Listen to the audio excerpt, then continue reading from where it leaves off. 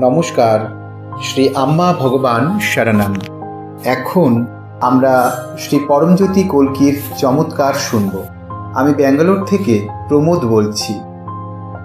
অতীতে একসময় অসংখ্য সমস্যা ও গভীর দুঃখের বোঝায় নুয়ে পড়ে আমি জীবনে সামান্য শান্তির সন্ধান করছিলাম।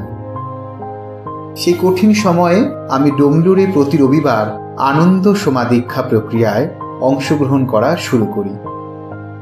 সময়ের সঙ্গে সঙ্গে আমার অন্তরে বিশেষ পরিবর্তন ঘটেছে। বিভিন্ন সমস্যা আর আমাকে অতীতের মতো প্রবলভাবে প্রভাবিত করে না।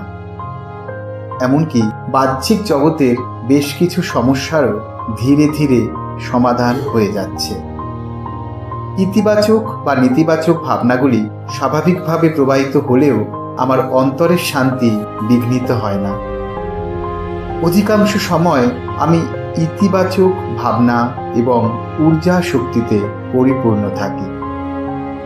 এমনকি খুব অল্প সময়ের জন্য মানসিকভাবে ভেঙে পড়ার মতো পরিস্থিতি হলেও কোনো প্রচেষ্টা ছাড়াই কয়েক মিনিটের মধ্যে আমি নির্দিষ্ট দিশা ও স্পষ্টতার সন্ধান পাই। পরমের দিক থেকে বলতে গেলে আমি গভীর নিস্তব্ধতা ও শান্তি অনুভব করতে পারছি। পরমজ্যোতির দৈব উপস্থিতি সর্বদা আমাকে বেষ্টন করে থাকে।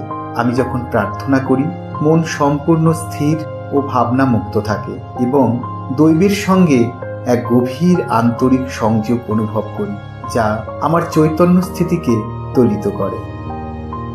আনন্দ সমাদীক্ষা, বিভিন্ন প্রক্রিয়া এবং শক্তিশালী হোমযজ্ঞে অংশ নিয়েই আমার মধ্যে এই অবিশ্বাস্য পরিবর্তন ঘটেছে। দৈব অনুগ্রহ রূপে দৈনন্দিন জীবনের বিভিন্ন সমস্যা সমাধান করে আমাকে উচ্চতর চৈতন্য স্থিতি প্রদান করার জন্য আমি শ্রী পরমজ্যোতি ভগবতী ভগবানকে হৃদয় উৎসারিত কৃতজ্ঞতা জানাই। এই বিশেষ দৈব আশীর্বাদ লাভ করে আমি শ্রী পরমজ্যোতি ভগবতী ভগবানের কাছে চিরঋণী। আপনাদের আমার অসংখ্য ধন্যবাদ।